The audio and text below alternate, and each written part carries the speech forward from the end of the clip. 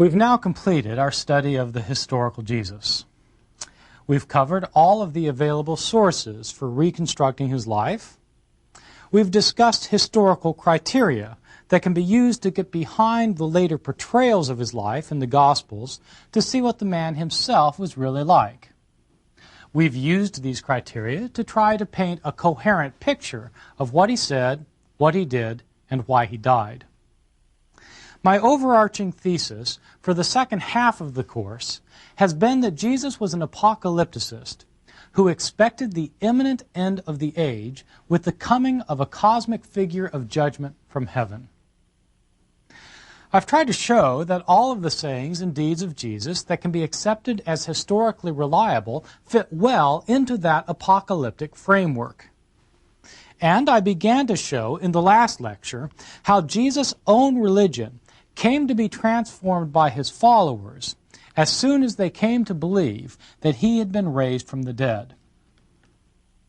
In this lecture, I want to talk about a different kind of transformation of Jesus' teaching, one whose impact is still with us today. This transformation, interestingly enough, does not involve altering Jesus' teachings in light of a new situation, so much as adhering literally to some of his teachings when the situation itself has drastically changed. Since Jesus' time, there have continued to be people who believe the world will end soon. Most of them have based their beliefs on the teachings of Jesus. And even though every single one of these prophets of doom from the 2nd century to the 20th has been incontrovertibly wrong about their predictions, the business of predicting the end of the age continues to be alive and well among us today.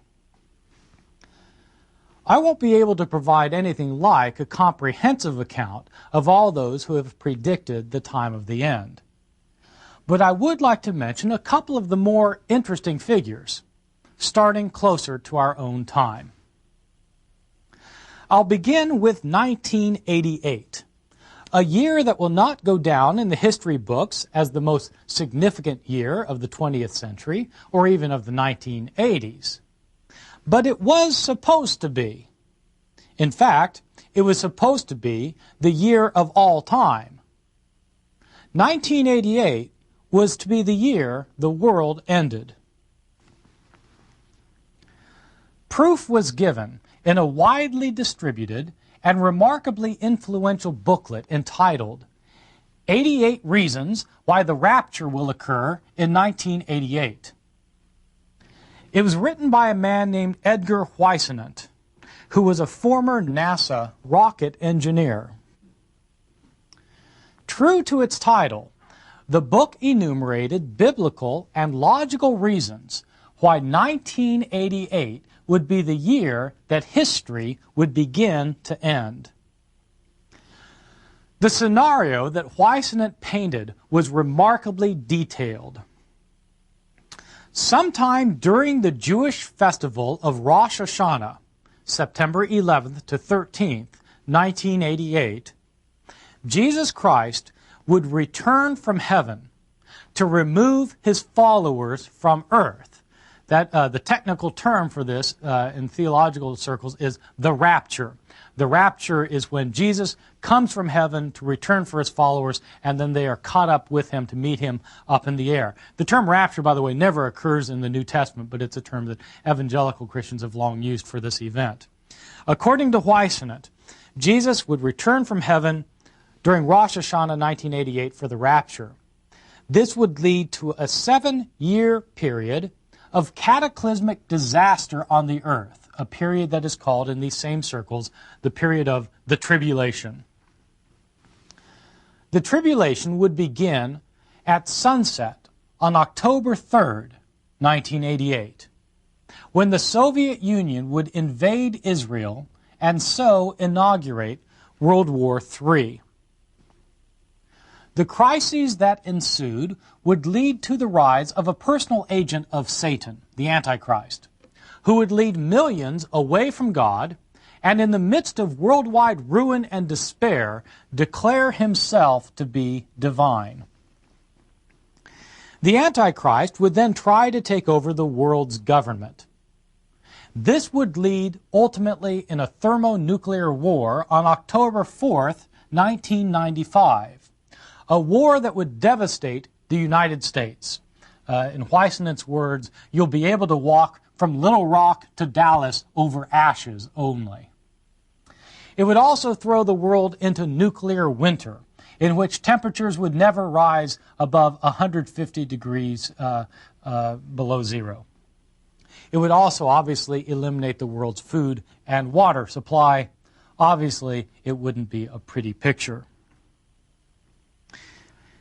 Even though this book by Weissenet may sound like a quaint bit of Christian science fiction, it was read as gospel truth by a surprising number of sincere and devout Christians. Within months of its production, over 2 million copies were in circulation. Numerous Christians, as you might expect, pointed out that the precision that Weissenet used to pinpoint the dates, the precision itself was unbiblical. After all, had not Jesus himself been recorded as saying from Matthew's Gospel, chapter 24, quote, "But of that day and hour no one knows, not even the angels of heaven nor the Son, but the Father only." Weissenet, though, was unfazed. He pointed out that he had not predicted the day and the hour of the end, only the week. The 88 reasons that Weissenet provides for his readers are presented for the most part as biblically certain prophecies that many co-literalists had difficulty disputing. As just one example, from the same chapter of Matthew, before detailing the cosmic disasters that would happen at the end of time, before the arrival of the kingdom, Jesus gives the following saying. He says, "From the fig tree, learn its lesson. As soon as its branch becomes tender and put forth its leaves, you know that summer is near. So also, when you see all these things, you know that he is near, at the very gates. Truly I tell you, this generation will not pass away until all these things take place." How does one interpret this passage? Weissenet points out that in the Bible, the fig tree is commonly used to refer to the nation of Israel.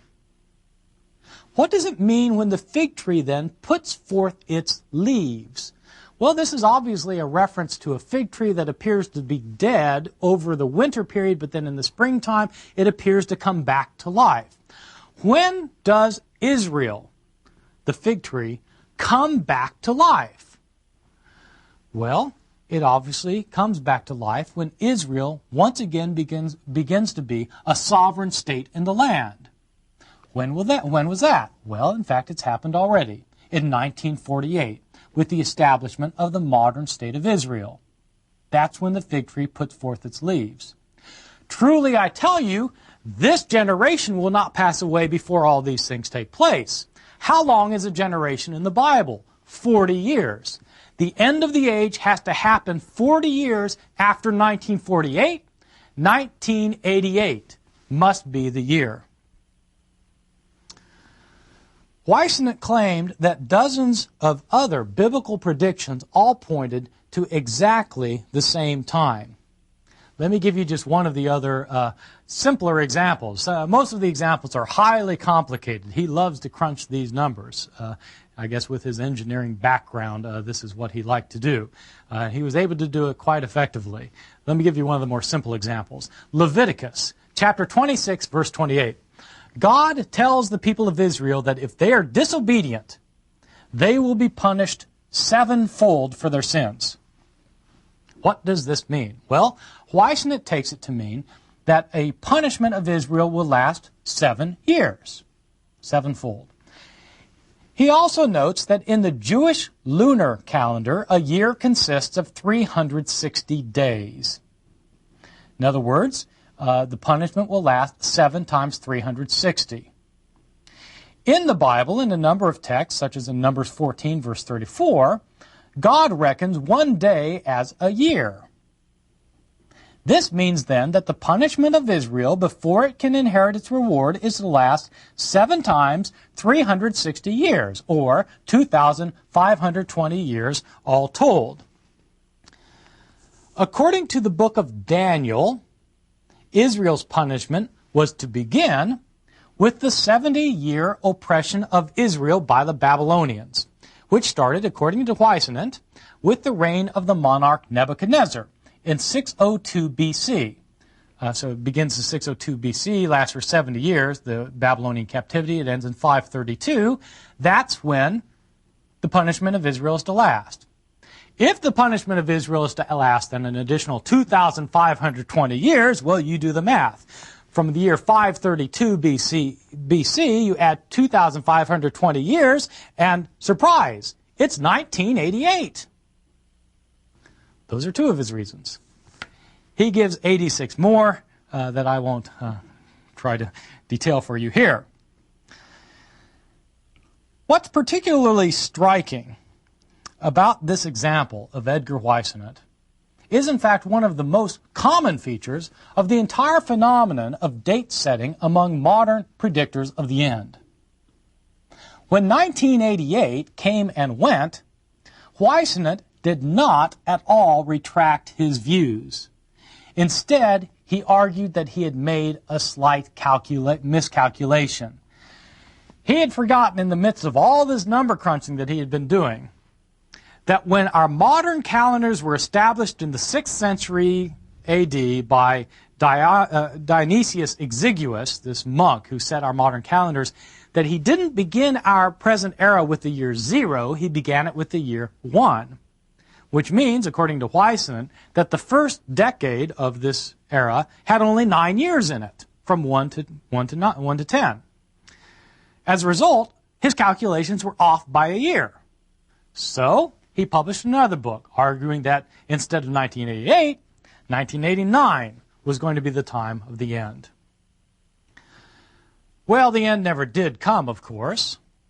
But the constant and inevitable failure of such projects to materialize has never seemed to have even the slightest effect on their popularity.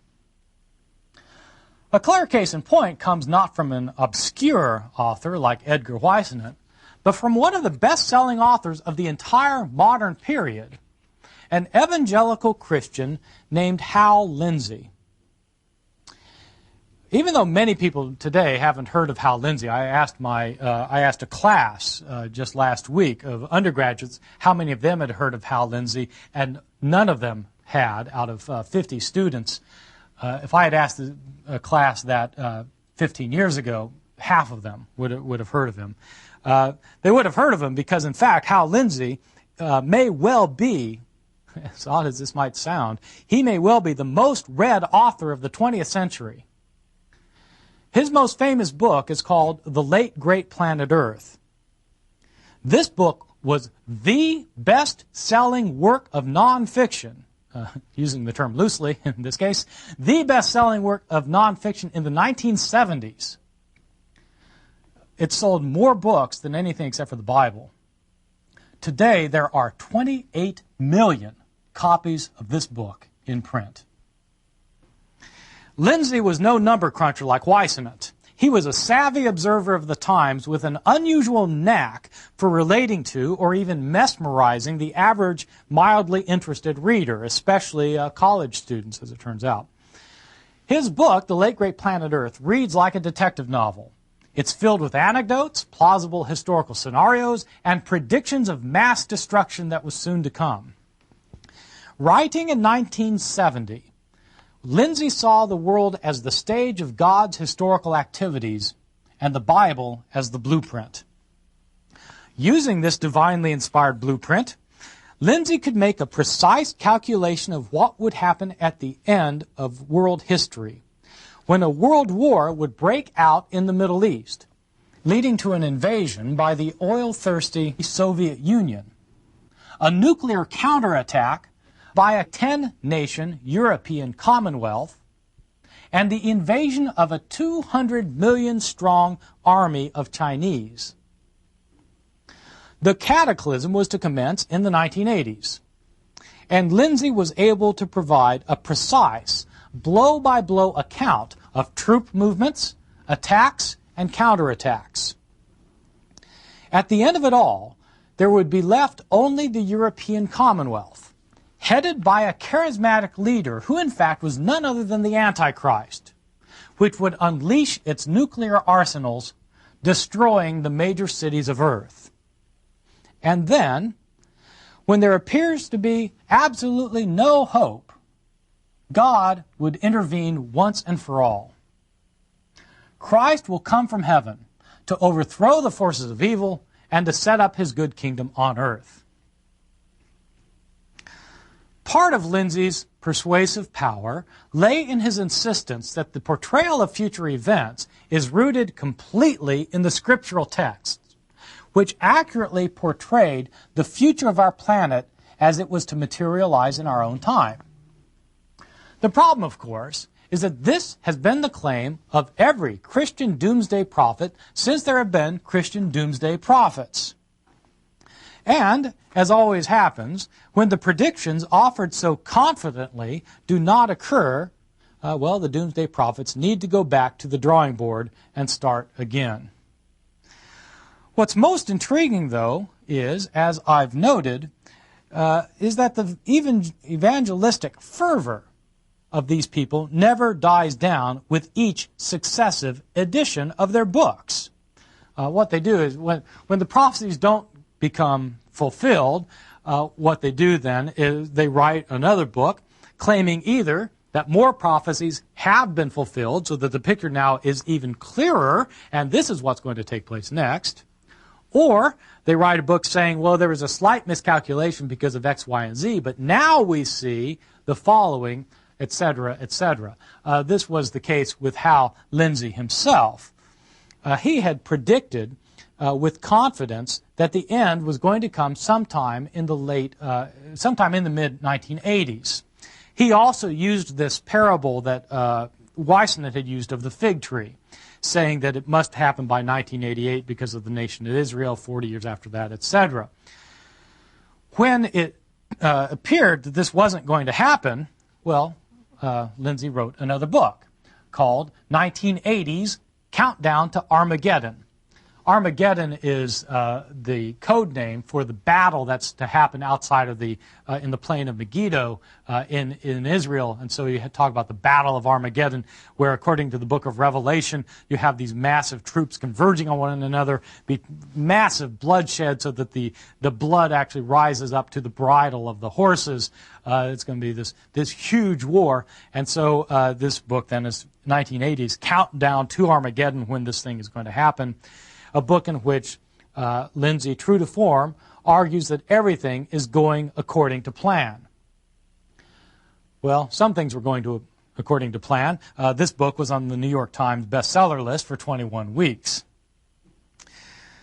Evidently, Lindsay's reputation hasn't been tarnished a whit by his failed interpretations.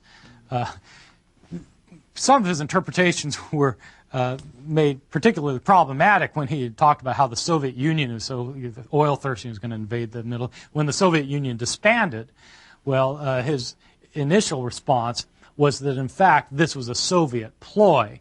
His idea was that Mikhail Gorbachev had made it look like the Soviet Union had disbanded, but in fact what he really was doing was letting the West put down its defenses and stop spending so much on its missile systems. And once that happened, then the Soviet Union was going to re-emerge and take over the world. Lindsay, by the way, his claims obviously are not politically innocent. He was a very strong advocate for Ronald Reagan's defense policies. During the during the 80s, he was actually used by the Reagan administration to encourage people to support the idea of building up America's defense in light of threats from overseas. In any event, Lindsay's reputation wasn't tarnished when these predictions didn't come to fulfillment, nor has it been tarnished by his more recent claims that UFOs are deceptive ruses by demons who will soon stage a massive UFO landing so as to mislead Earthlings into believing in life on other planets. These are just demons who are trying to confuse people. Lindsay's books and videos continue to be enormously popular. Well, if we had more time, we could detail other failed prophecies that have occurred throughout the course of Christian history. It's worth noting, at least, that these failed prophecies seem to occur in almost every generation.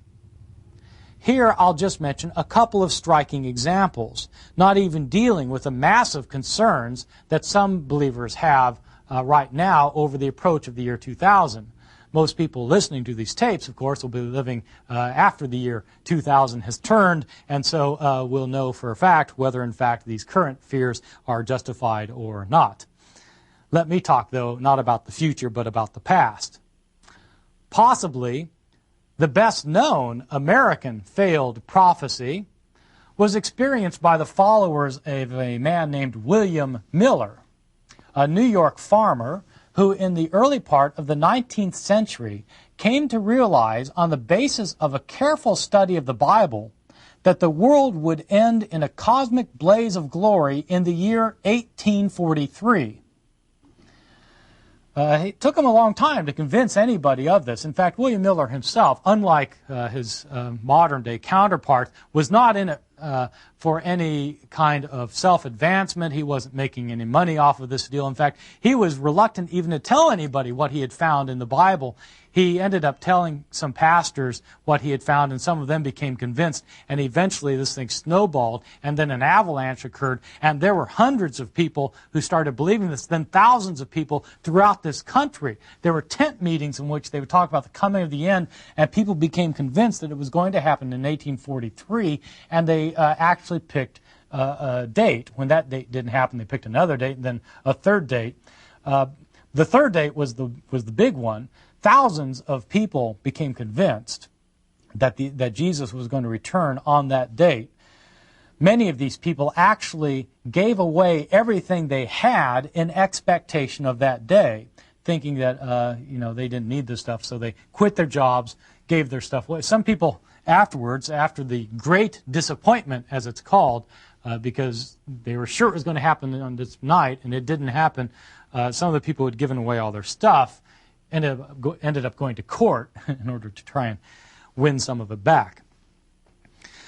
Well, Miller wasn't all that unusual in the history of Christianity. An even more significant historical event took place long before this in the predictions of the Italian monk Joachim Fiore, who way back in the 12th century had demonstrated that the Antichrist would soon appear, and that the end of the age would arrive by the year 1260. People don't know about these predictions today unless they happen to be medieval historians or people interested in such things. But these predictions of Joachim of Fiore played a major role in the theological reflection throughout the Middle Ages. And once again, people were shocked and dismayed when these predictions didn't come true because, in fact, they were based on biblical prophecies. Well, not even Joachim of Fiore was a new event on the Christian theological front. 1,000 years before Joachim of Fiore, we can find an important group of Christians living in Asia Minor. This is a group of Christians that adhered to the teaching of a 2nd century prophet named Montanus. Montanus claimed that the world was going to end within his own generation. He had a large following. One of the greatest theologians of early Christianity belonged to his group, none other than Tertullian, who is famous as an apologist and a theologian of the 2nd century. He was a Montanist who believed that the end was imminent. You can press this dating of the end about as far back as you can go. Montanus himself, of course, wasn't the first. Even a century before Montanus, we find the writings of the Apostle Paul, which came to form part of the New Testament itself. These are the earliest Christian writings that we have. In Paul's letters, he tells his followers that Christ is going to return from heaven in a mighty act of judgment and remove his followers from the world. 1 Thessalonians chapter 4. Who would he remove from the world? Both those who had previously died, and, in Paul's words, we also who are still alive. Paul appears to have expected that he himself would be alive when these things happened. Well, these are just a few of the many names that we know about, names of those who believed that the world would end in their own generation. In fact, it appears that every generation has had people who claimed that their generation was the last. Most of the names of those who have predicted the imminent end of all things, of course, are now lost to us in the shrouds of history. There are two things that all of these predictors of the end have in common, as we've already seen. Two things that every one of them has in common.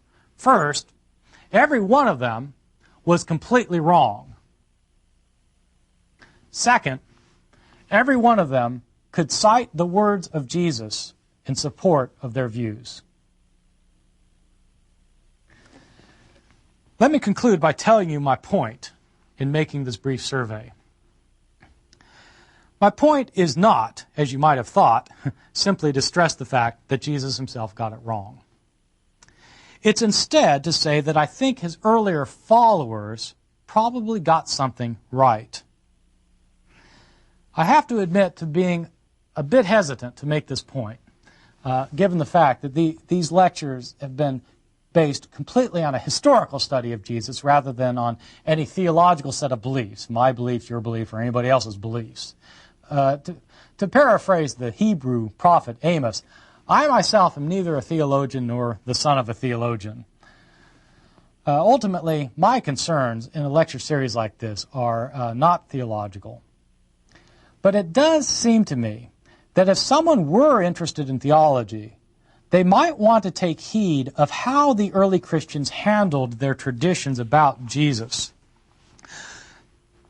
One of the frustrations of the historian of ancient Christianity is that the early Christians did not preserve their traditions about Jesus intact, but modified these traditions in order to meet the new situations that they, the Christians, found themselves in.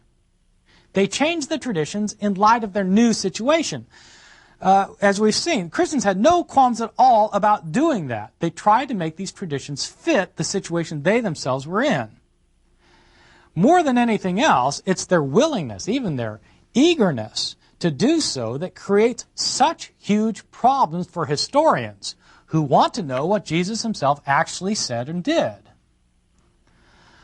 But that which causes such huge problems for historians may create huge possibilities for theologians, or even for simple believers, who are interested in something more than the plain facts of history. Those who refuse to recognize that every new situation is a new context, and that new contexts require a rethinking of old traditions, are committing the mirror image of the error of those who refuse to recognize that Jesus has to be understood within his own context. We can't pretend that Jesus lived in our context and so interpret his words in light of what they might mean today. We have to put him in his own context. But we also can't pretend that we live in Jesus' context and pretend that his words are immediately relevant to a different situation. That's always been the downfall of the doomsday predictors of the end. They've taken the words of a first-century Jewish apocalypticist and pretended that they were directed to the context that they themselves were living in. These words may have provided hope and a vision for a better day to their original hearers. When they're removed from their original context and used without remainder in new contexts, they simply become shallow and false. Thus, anyone who's interested in understanding what the words of Jesus might mean in the modern world cannot take them at face value and apply them to the present situation without seeing how that situation is different from his own. The business of applying the teachings of an ancient rabbi to a modern context, of course, is not the business of a historian, but of a theologian. But at the least, the historian can recognize when a context has changed and see the dangers involved in assuming that the historical context of a person's words and deeds are unimportant, either to their meaning or to their relevance.